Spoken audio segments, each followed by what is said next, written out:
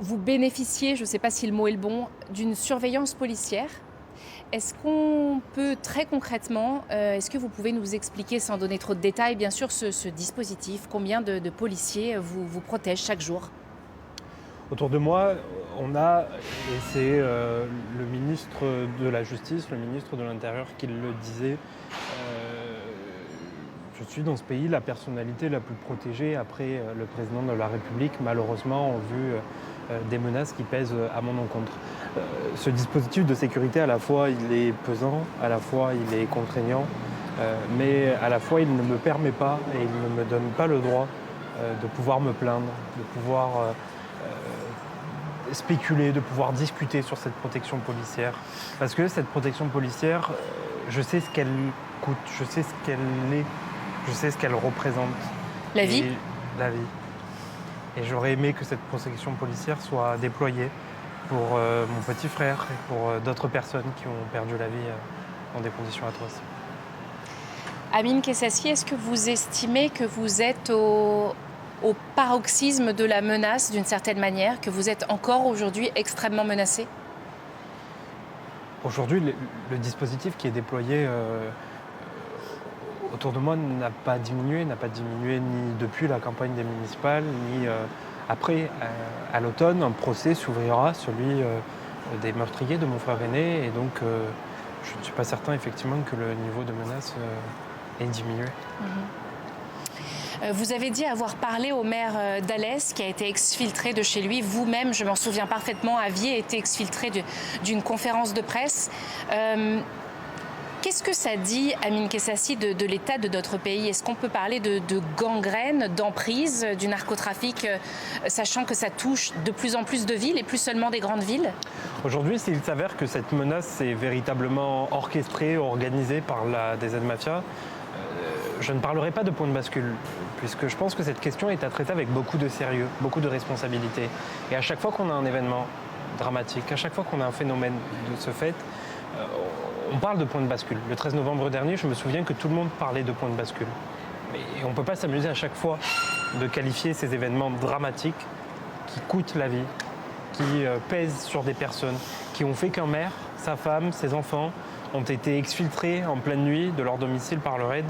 Et donc je ne parlerai pas de point de bascule. Néanmoins, je pense, et si tel est le cas, si c'est la DZ Mafia qui est derrière cet acte, à la fois ça vient continuer à expliquer qu'ils n'ont peur de rien, peur de personne, qu'ils n'ont plus de crainte à s'en prendre à des élus de la République, à s'en prendre directement à l'état de droit. Et je pense qu'il faut que l'on qualifie cette situation de guerre contre la démocratie, et c'est ce contre quoi les narcotrafiquants se battent, la démocratie. Vous parlez, Amine Kessassi, d'absence de peur, de désinhibition. Est-ce que ça veut dire que le narcotrafic est en train de gagner vis-à-vis de la République? Je pense que tant que des personnes comme le maire d'Alès, la maire des Chirolles et d'autres personnalités se lèvent, parlent, se battent, tant que des familles dans les quartiers nord se lèvent le matin, vont travailler, mettent un pied devant l'autre pour s'en sortir, je pense que les narcotrafiquants n'auront pas gain de cause. Vous dites, qu'est-ce que vous dites finalement? Même s'il y a autant de désinhibition, on ne s'incline pas devant un pouvoir qui est usurpé finalement. Le pouvoir des narcotrafiquants, c'est un pouvoir usurpé. Il faut rester debout, il faut ne rien céder, ne rien lâcher, et on peut s'en sortir? Bien sûr. Bien sûr qu'il ne faut rien laisser céder, bien sûr qu'il ne faut rien lâcher face à ces personnes. Ces personnes qui font couler le sang d'innocents, ces personnes qui n'ont que pour seul mot, que pour seul vocabulaire, la violence, la menace, la contrainte. Ces personnes qui aujourd'hui veulent instaurer la peur, la crainte, veulent menacer, veulent contraindre les gens. Ces personnes, à la fois, ne doivent pas gagner cette guerre, à la fois sont en guerre contre la République, contre l'état de droit. Et donc la République, la démocratie, la France ne peut pas s'incliner face à ces gens. Et pourtant, vous parlez vous-même dans l'interview de ce matin d'une disproportion de moyens. L'argent est de leur côté. Ils peuvent se payer les meilleurs avocats, ils peuvent jouer avec notre droit et avec notre état de droit. Comment on s'en sort? Comment faut-il redéployer les moyens? Ce qui me fait le plus mal dans cette guerre, c'est de voir que les narcotrafiquants utilisent aujourd'hui les lois de la République pour échapper à la prison, pour échapper aux condamnations. Quand on a vu ce procès XXL des présumés chefs de la DZ Mafia à Aix-en-Provence, il n'a pas été question une seule fois de nier leur participation à ces faits qui leur ont été reprochés. On a toujours, et leurs avocats ont plaidé sur des vices de procédure, sur des détails de la loi qui leur ont permis d'échapper aux condamnations. Et donc là-dessus, je pense en effet qu'il faut que l'on rééquilibre les choses. Et s'inspirer de la loi italienne contre le crime organisé serait une bonne chose. D'aller confisquer leurs biens, d'aller geler leurs avoirs, de créer une agence du renseignement européen en matière de lutte contre le narcotrafic qui nous permette de savoir où sont les têtes de réseau, comment on peut récupérer leurs moyens pour financer la guerre de la drogue. Utiliser leur argent contre eux. Tout à fait. Amine, quand votre frère Mehdi a été atteint, était-ce vous qu'il voulait atteindre à travers lui, symboliquement et concrètement ? Aujourd'hui, il y a une enquête qui est en cours pour déterminer ce qui s'est passé en novembre dernier. Et moi, je peux vous dire que j'ai fait cette promesse à mon petit frère que jusqu'au dernier jour, jusqu'au jour où la vérité sera délivrée au grand public, jusqu'au jour où on comprendra ce qu'il s'est passé, je n'arrêterai pas. Je n'arrêterai pas de demander la justice, je n'arrêterai pas de parler, je n'arrêterai pas d'expliquer, je n'arrêterai pas de raconter. Et je leur ai dit, je leur redis, je ne me tairai pas face aux narcotrafiquants. Je pense parler d'une seule voix en parlant pour le maire d'Alès et en disant que jamais personne ne nous fera taire. Aujourd'hui, Amine, que les gens comprennent, que les gens aussi qui sont éloignés de cette thématique comprennent. Est-ce que vous êtes menacé chaque jour que Dieu fait? Est-ce que l'état de la menace est toujours aussi important, qui nécessite cette protection dont vous bénéficiez? Depuis la mort de Mehdi notamment. Et bien avant, il y a des personnes qui, depuis la prison, ont potentiellement mis ma tête à prix. C'est-à-dire qu'aujourd'hui, à l'heure où je vous parle, il y a toujours une somme d'argent qui est associée à ma tête.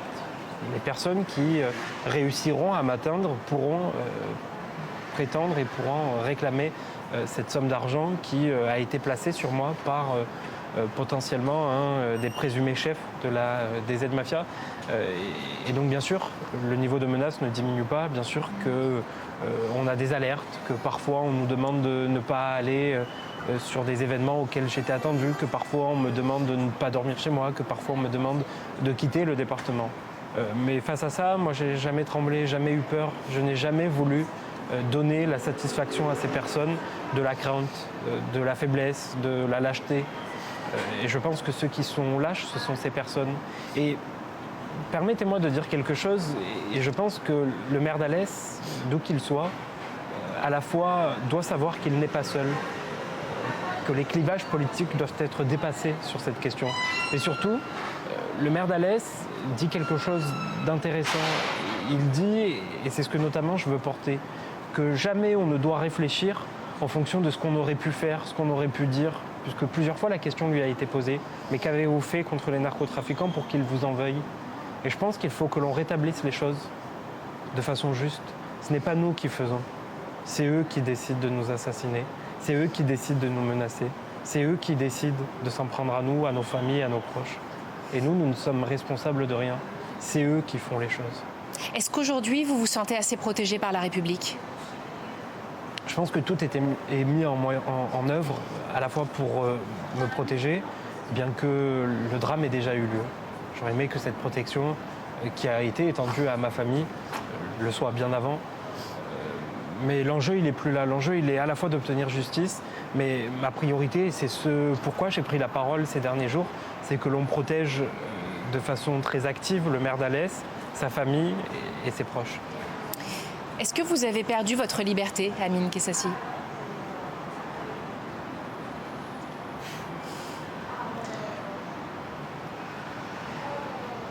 Bien sûr que depuis que j'ai cette protection policière, je dois prévoir, planifier, organiser, justifier, demander à sortir, à me déplacer, à des gestes qui pouvaient me paraître simples, ouvrir une boîte aux lettres, jeter sa poubelle le matin ou le soir, aller acheter une baguette ne me sont plus possibles. Mais encore une fois, je pense que rien aujourd'hui ne m'est donné pour pouvoir me plaindre. Et je pense que quand on vit menacé ainsi, il y a beaucoup de choses qui nous semblent dérisoires, qui nous semblent moins importantes, et notamment des choses qui nous semblent un peu plus éphémères. Sachant qu'on peut aussi toujours se réfugier au plus profond de soi et cette liberté intérieure que pas grand-chose ne peut atteindre. Je pense qu'on sera d'accord là-dessus. Vous dites aussi, et je trouve ça plein d'espérance, vous parlez dans l'article de ce matin de la cité La Paternelle, Oui. où vous êtes retourné, Oui. où vous arrivez à ramener la vie, à ramener les services publics, là où pourtant il y a eu des affrontements entre Yoda et des aides. La Paternelle, rappelons-le, c'est une cité du 14e arrondissement de Marseille. Une cité où le bailleur que je préside, Marseille Habitat, où nous sommes aujourd'hui, réunit plus d'une centaine de familles. Une cité où, en 2023, l'été qui a été le plus meurtrier dans cette ville, la DZ Mafia et la Yoda se sont affrontés dans cette même cité pour un point de deal et ont fait couler le sang, où on retrouvait le matin le corps d'une jeune femme calcinée, où on retrouvait des corps par dizaines calcinés, où la police a dû faire un travail de longue haleine, un travail de fourmi pour identifier des corps. La préfecture de police avait décidé de fermer l'accès à cette cité, c'est-à-dire que la route qui permettait d'accéder depuis le rond-point du mine des Arnavaux est aujourd'hui fermée par décision de la préfecture. Et donc ça montrait à quel point cette cité était au cœur de la guerre qui existait entre la Yoda et la DZ Mafia. Cette cité aujourd'hui, il n'y a plus de point de deal. C'est une cité dans laquelle nous, Marseille Habitat, nous amenons la vie, nous amenons l'après-narcotrafic. Et l'après-narcotrafic, c'est le service public, c'est la maison de la santé qu'on est en train d'ouvrir dans cette vieille bastide. C'est rééquiper les locaux associatifs de cette cité, c'est réhabiliter l'entièreté des bâtiments, c'est créer ces fresques qu'on est en train de créer dans la cité, créer ces espaces, faire en sorte de réfléchir avec les habitants et c'est ce que nous avons fait. J'ai été à leur rencontre, j'ai été marcher dans cette cité, marcher en liberté dans ce quartier et c'est ce que les habitants nous disent qu'ils respirent dans cette cité. Donc aujourd'hui, Amine Kessassi, vous vivez sous protection, c'est dur, c'est un sacrifice, mais le narcotrafic ne gagne pas. Non, et le narcotrafic ne gagnera pas. Il ne gagnera pas tant que nous racontons, tant que nous expliquons, tant que nous prononçons le prénom de ces personnes à qui le narcotrafic a fauché la vie. Et tant que nos visages, tant que nous parlons, tant que la parole nous est donnée, tant que nous sommes debout, le narcotrafic ne gagnera pas. Est-ce que vous pouvez parfois vous sentir encore en sécurité ? Totalement.